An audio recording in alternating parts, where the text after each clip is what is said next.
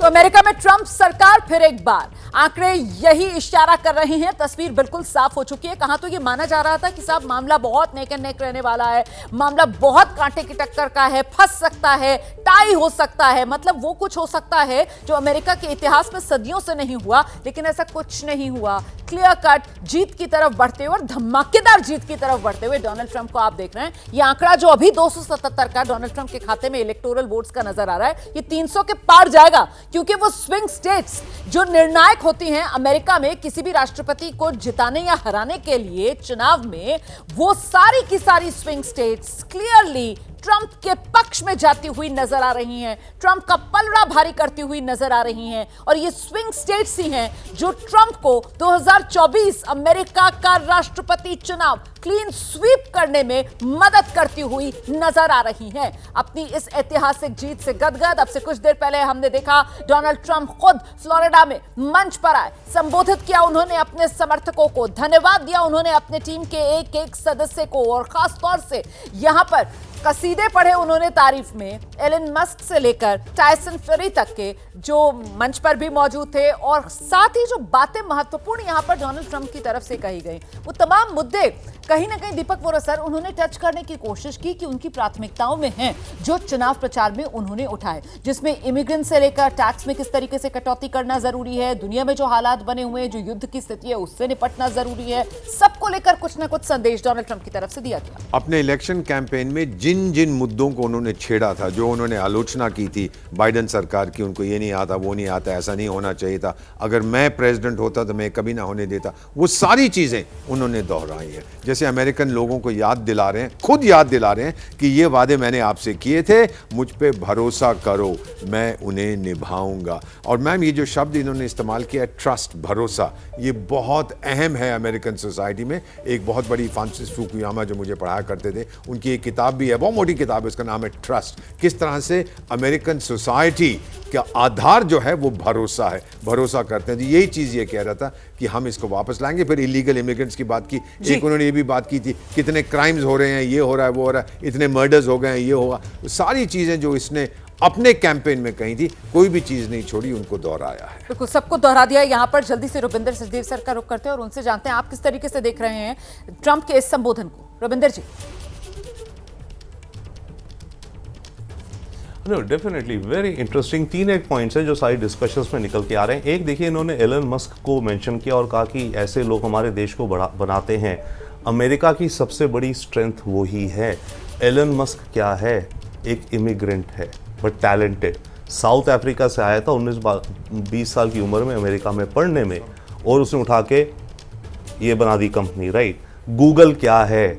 Sergei and the other one, दोनों Russian immigrants थे, आए थे पीएचडी करने और गूगल बना दिया। तो अमेरिका की ये स्ट्रेंथ है और ट्रंप वो दिखा रहा है कि ये हमारे देश की गुडनेस और स्ट्रेंथ को बनाता है। That is one. दूसरा, अभी ये बात हो रही थी ऑल्सो, हाँ, कि दीपक एम्बेसडर कह रहे थे, बड़ी सही बात, जो इनका मैनिफेस्टो है ना ट्रंप का, उसके ऊपर इन्होंने लिखा है a common sense manifesto, right, common sense.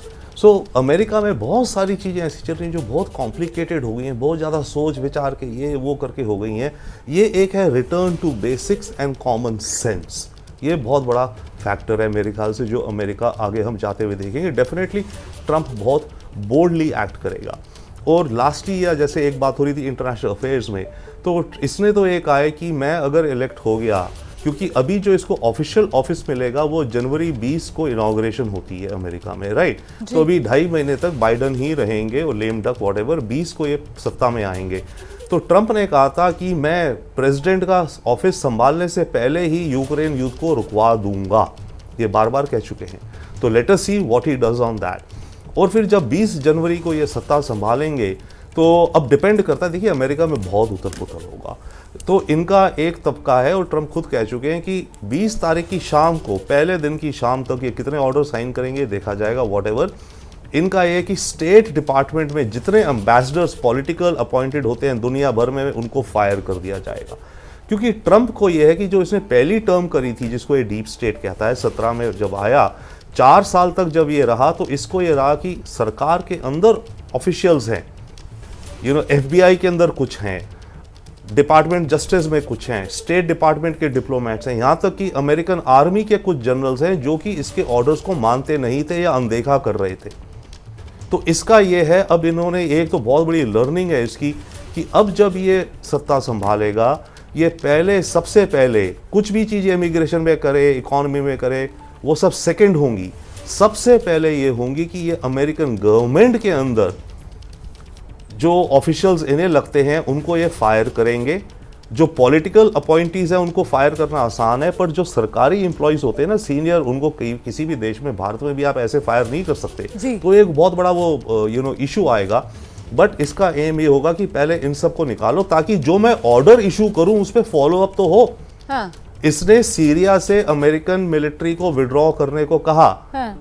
Defence department ने बोल दिया हाँ ठीक है देखते हैं, और नीचे जाकर के जो जनरल्स थे उन्होंने इसके ऑर्डर को डिले करते रहे, इंप्लीमेंट नहीं करा। तो तभी ये जो कहता है ना डीप स्टेट, उसमें कुछ सच्चाई है, बट काफी कुछ इसने बढ़ा करके भी कहता है। बट कुछ सच्चाई है विदाउट डाउट कि अमेरिकन गवर्नमेंट के अंदर, ब्यूरोक्रेसी के अंदर ऑफिशियल्स ऐसे हैं जो कि इनकी पॉलिसी से एग्री नहीं करते, हर जगह होते हैं, बट वो फिर वहां पर रोड़ा अटकाने का काम करते हैं, या फिर वो क्या करते हैं। अब तो रविंदर सर, अब तो वो पिछले 4 साल वाला इनके पास एक्सपीरियंस, अनुभव भी होगा ना, और जो अनुभव होता है, जो एक्सपीरियंस होता है, इट मैटर्स।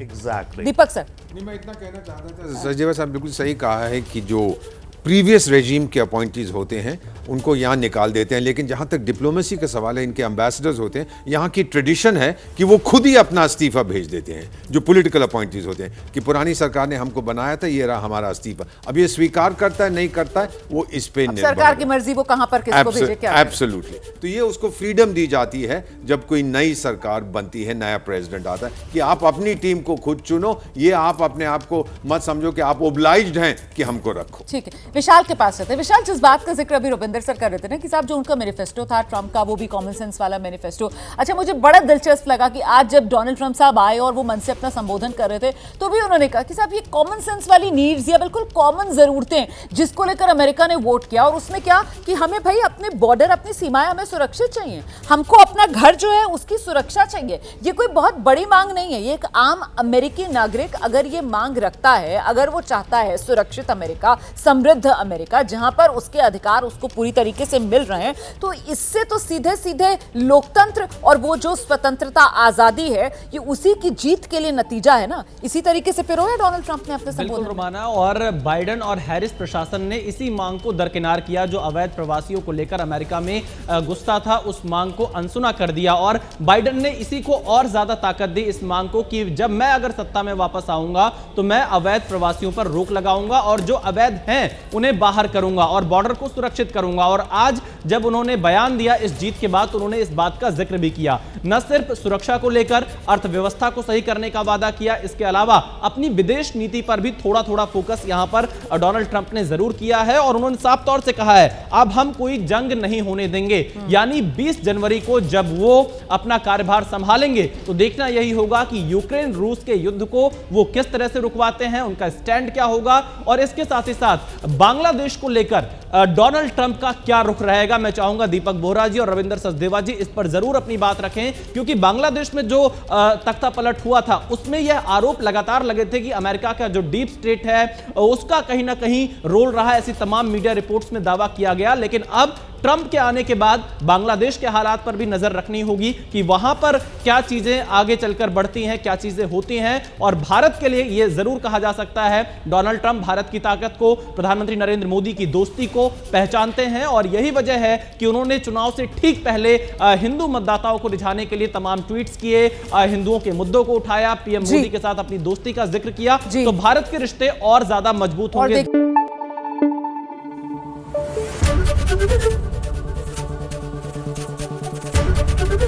एबीपी न्यूज आपको रखे आगे।